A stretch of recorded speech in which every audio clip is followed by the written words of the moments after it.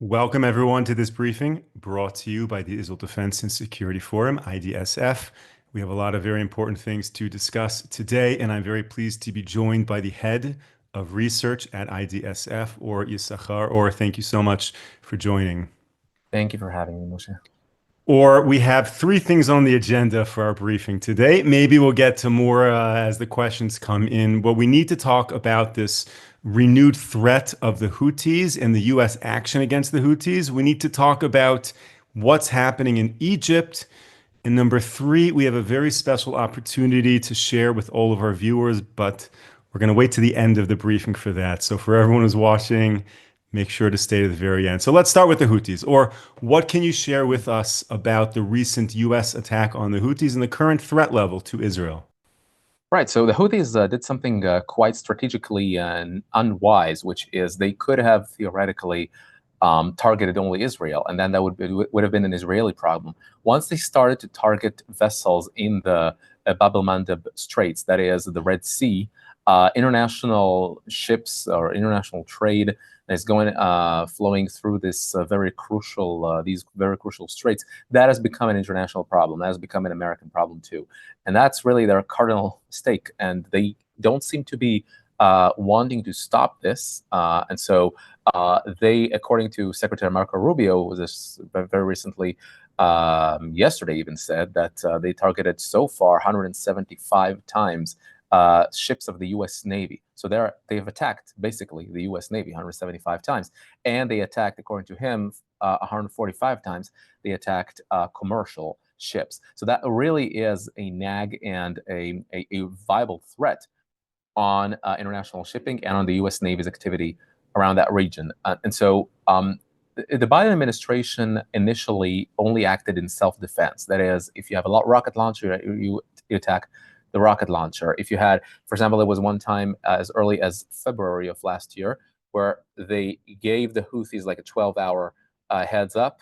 Then they attacked sort of empty warehouses and all sorts of facilities just to send a message. And then the CENTCOM message was, we attacked Houthi infrastructure as a measure of self-defense because they attacked us. And the Biden administration did move to more stringent and more effective and more aggressive, I would say, attacks against the Houthis. But that was hardly sufficient. And so what the United States is trying to do now with the Trump administration is to really do this preemptive attacks against Houthis, attack their infrastructure, even target their senior officials. And let's wait to see where this is heading. And right now, it seems like they are delivering. Now, when Israel first attacked the Houthis, it was more of a show of power rather than really damaging. And I'm curious, are you able to assess to what extent the U.S. strikes are really crippling the Houthis versus kind of just a show of power? Well, it is crippling the Houthis, and to be honest, this is this is quite telling in terms of how the United States has been able to target and preempt, even prevent attacks. And what Israel has been doing, yes, it looks like a show of force, really, to attack the Hodeidah port or to attack. But look, I mean, during the Friday sermon, for example, where everybody's out there at the very same infamous square, the heart of Sinai, F-35 planes of the Israeli Air Force attacked these power stations near Sana'a, near the capital, and they saw all the the smoke and the fire mushroom, as we call it, and all these things. So Israel targeted not only very crucial oil facilities in the port that created this shock and awe effect of a big attack because of the strike on oil facilities, but they also attacked power stations and they attacked some critical infrastructure of the Houthis, because the Houthis were launching drones and launching missiles against Eilat, against Tel Aviv, against various places, even Modi'in in central Israel. So they targeted even Jerusalem at some point.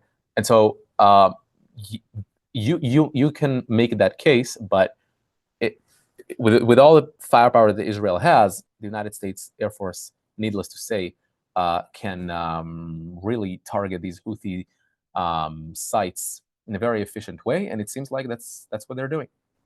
And we know, of course, the Houthis are a proxy of Iran. Are you able to kind of share with us the most recent in terms of the extent to which Iran is really calling the shots? Is this the US kind of slowly going after Iran, or it's really the Houthis on their own?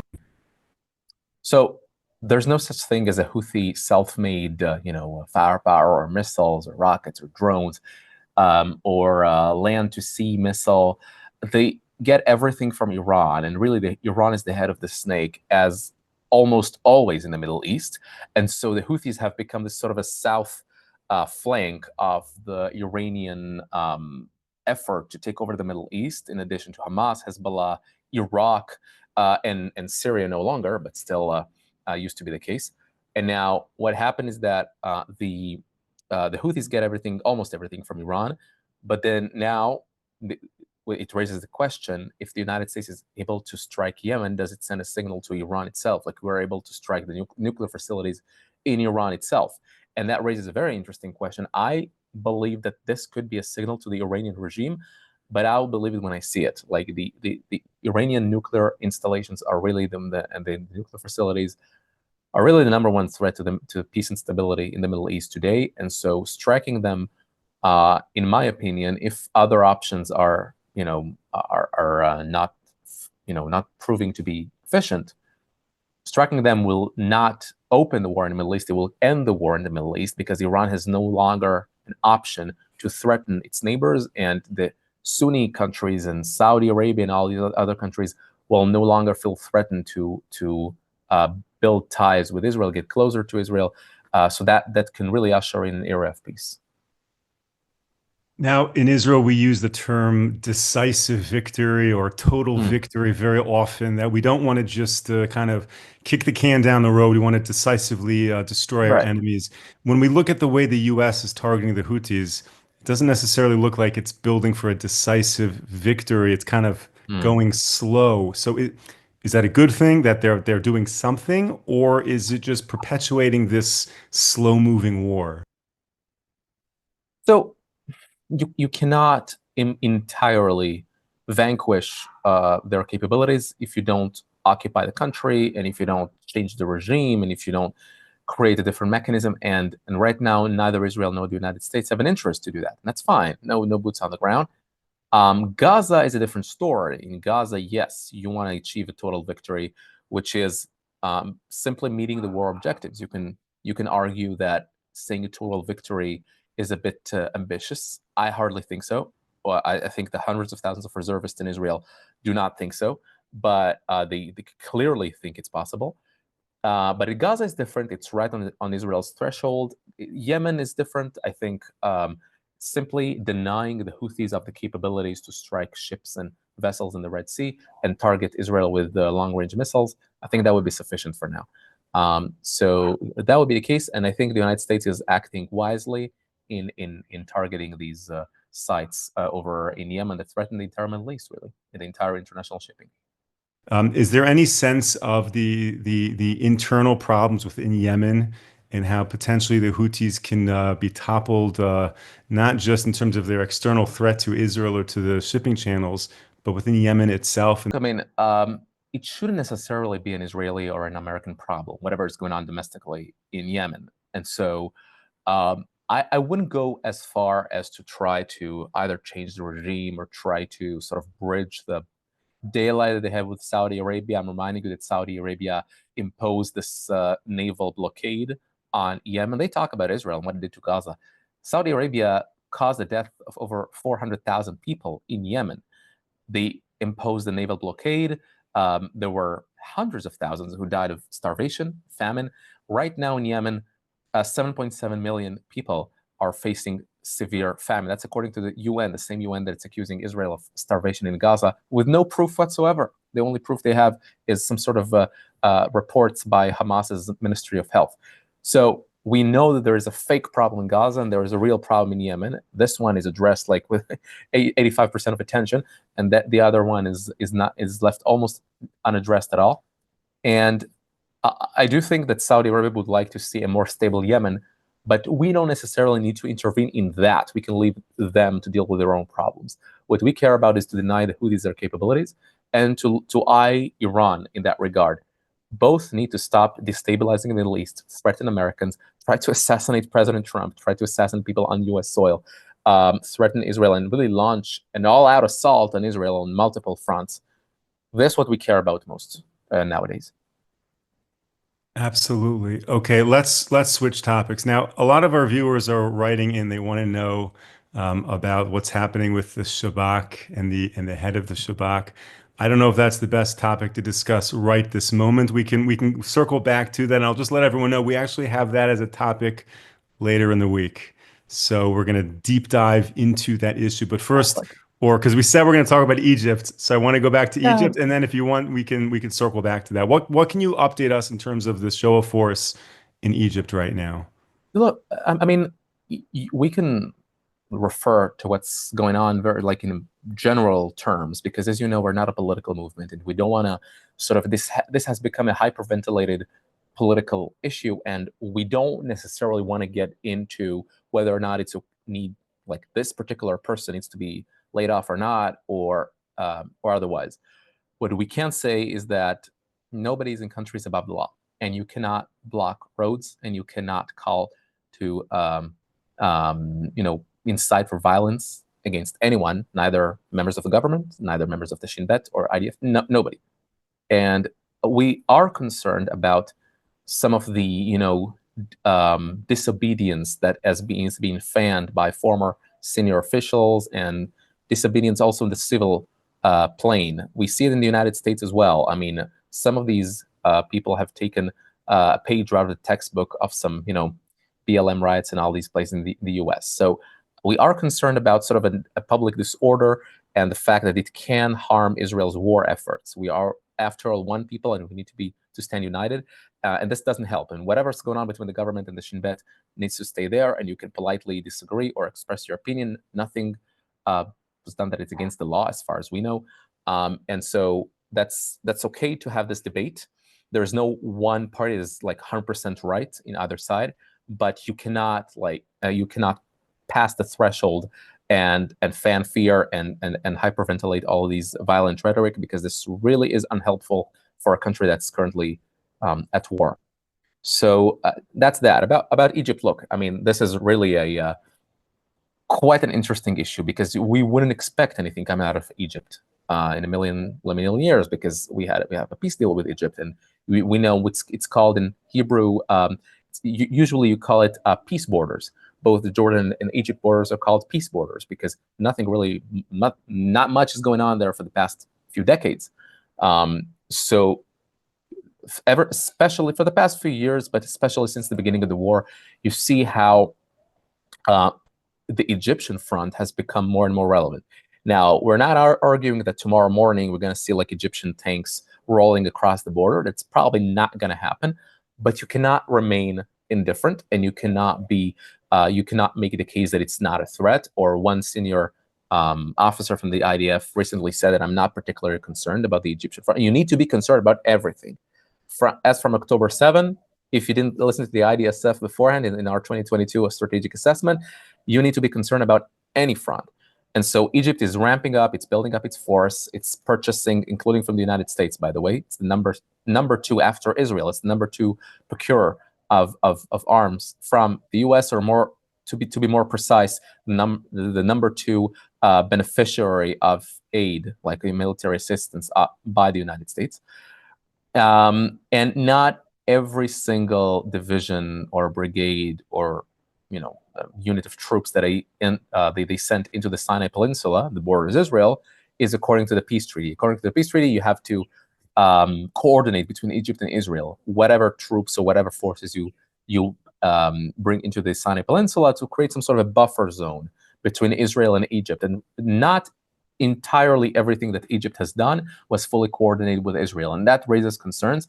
All the violent rhetoric that Sisi himself says that Israel is a war criminal and all these things, and some high-profile TV pundits that are close to the regime are saying basically that if what Israel is doing is an excuse or a cause of war with Egypt. So none of these things was really in the mainstream just a few years ago. And right now, yeah, Israel is concerned, but by what Egypt is doing. it's not seriously thinking that a war with Egypt right now is a plausible scenario, but you cannot rule anything out. And so what we would advise the IDF, and we are right tomorrow, actually, tomorrow we're going to the Knesset to discuss all that. There is a special discussion over there in the committee, and we're going to represent the IDSF. You need to be concerned about everything. You need to eye the Egyptians and monitor what they're doing. You need to raise your concerns with the United States and the leverage they have over the Egyptians. And you need to decrease the Russian and Chinese influence on Egypt for sure. The United States needs to offer leverage to really pull back the Egyptians as much as possible from Russia and China into the United States, and make sure that they don't go, overstep the mark and don't pose a threat in Israel. Now, is there any plausible, peaceful explanation for why Egypt is building up their force? Meaning, other than preparing attack on Israel, what else would it be for?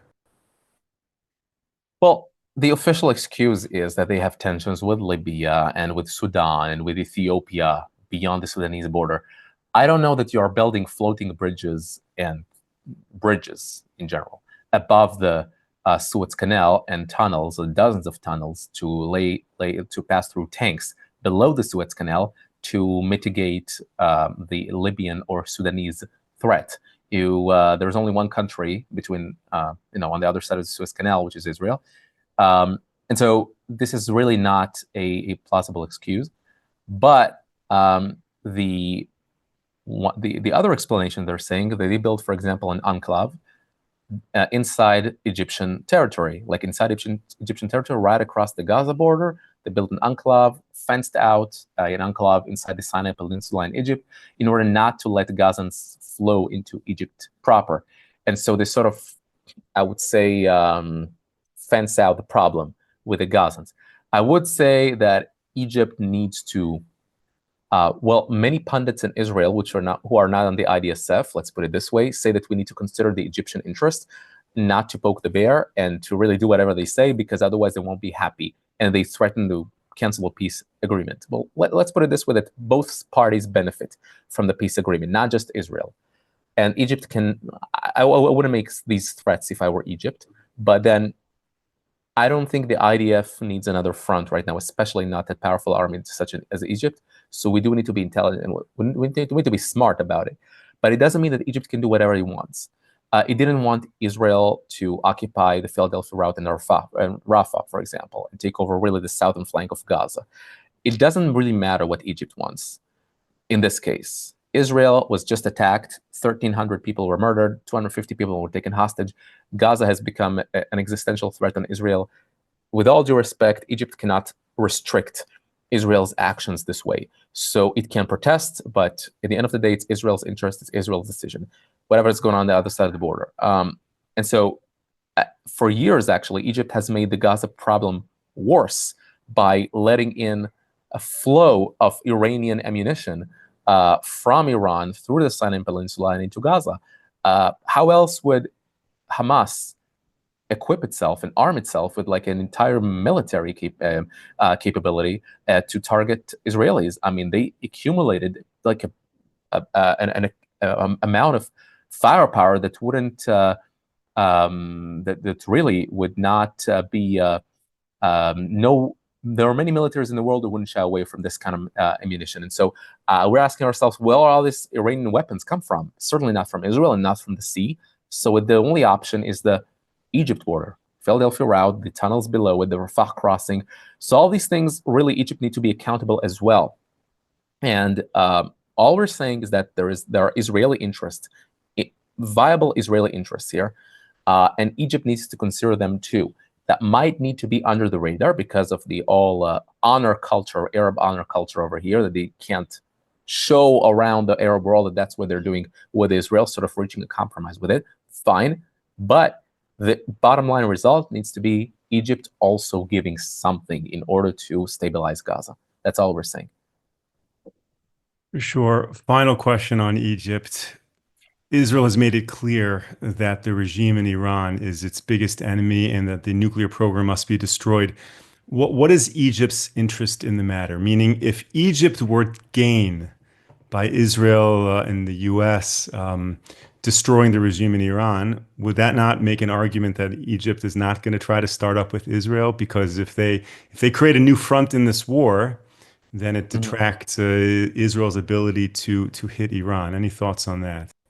Uh, I wouldn't make that case. I would say that Egypt has a inherent interest to distract Israel in Gaza. And bear in mind that Israel is Egypt's number one relative threat when it comes to national security. It shouldn't be this way because Israel has no plans to occupy Egypt. But we do have a bloody history. My own uncle fell in the Yom Kippur War, and my dad fought there in the war of attrition. And we have a long history of wars in between us. And so the Six-Day War, of course, the War of Independence. Last war we had in Egypt was over 50 years ago. So I don't see why would they believe that. But they still consider us this way. And they have an inherent interest for us to bleed in Gaza. And that's why I suspect that they were sort of looking the other way while Hamas was arming itself. But I wouldn't call them Iran's friends at all. And I wouldn't say that we want to obliterate the regime in Iran. We want to deny them nuclear capabilities. That's all. All we want, for me personally, I would love to see that regime disappear, but I wouldn't proactively make that happen. All I want, for me, the regime can stay so long as it doesn't have a nuclear program. That's it. So that it cannot threaten Israel and threaten the Middle East and threaten the United States. And Egypt is not Iran's friend, but it also kind of enjoys seeing Iran threatening Israel and sort of occupying, just distracting it over on the like eastward. And so I would say that Egypt doesn't like what the Houthis are doing. For example, there was even a talk of like an Egyptian operation against the Houthis in the Red Sea. They recently targeted Egypt with missiles. I'm not sure why would they do that. But it wouldn't go as far as to join Israel in a coalition against Iran or against the Houthis. I wouldn't go that far. So I think the Egyptians are safeguarding their own interests at the end of the day. But we all need to understand that Israel has interest in that too. We have a dog in this fight as well. And sometimes our own interests need to come first. Thank you. Or, as I mentioned in the beginning, three issues to discuss. We spoke about the Houthis, we spoke about Egypt, and the third issue is, of course, your upcoming trip to the States. You're going to be in Washington, D.C. and the East Coast in a month Oh, yeah. from now, the second week of April. And you're going there to meet with policymakers. And it's very important for everyone to understand that at IDSF, we don't just kind of sit in an ivory tower and write up papers, but we take our suggestions, our recommendations, our proposals, and we meet with policymakers to educate them about Israel and the West needs to be secure. So you're going to be in DC. And Yeah. if I understand correctly, you are open, available, and interested to meet some of our ardent supporters of IDSF, the people who follow these briefings, potentially anyone interested in booking a lecture with you at their synagogue, their church, their community center, wherever it is. If you'd like to bring Or to your community, again, he's going to be in the East Coast a month from now, second week of April, I'm sorry. You're welcome to send me an email. I just put it in the chat. If you get our newsletters, you have my email, you know how to get in touch with us, and we will do everything we can to bring the expertise of Or to your community. Or you want to share a thought on that? Maybe what your focus is on when you go to DC? Yeah, I'm excited to come. I'm going to meet some policymakers, think tanks, and promote Israel's interest in the IDSF and everything we're doing with the U.S. administration, with the think tanks. And it's going to be a lot of fun. And yeah, I think it's an opportunity for us to break the screen, to have direct contact. And if you ever want to have me around, come to give a lecture, simply have a cup of coffee and discuss Israel's interests. I would love to come over to your synagogue, to your community, give a lecture. We have great presentations, some fact checks about the war and everything they slander Israel on, and some anti-Semitism stats, and our analysis about where this war is heading, and really my perspective and our perspective as Israelis as where this war is heading, what we feel is going on, how we see things, and really there's nothing like in-person meetings. So feel free to contact Moshe, and I'd be happy to drop by. Thank you so much, Or. And for all of our viewers who have only heard Or on these briefings, I assure you, when you hear him in person, you can really interact with him. You won't regret it. He gives briefings and speeches all the time here in Israel to groups, so it is well worth it. Again, my email is in the chat. You can get in touch with us and we can make that connection. Thank you, of course, to Or Yissachar, the head of our IDSF research, for joining the briefing today. Thank you to all of our viewers and supporters for tuning into this briefing. More important stuff to come this week. We'll be back with you tomorrow, 11 a.m. Eastern Time, 5 p.m. here in Israel. Until then, stay safe, stay strong. Take care, everyone.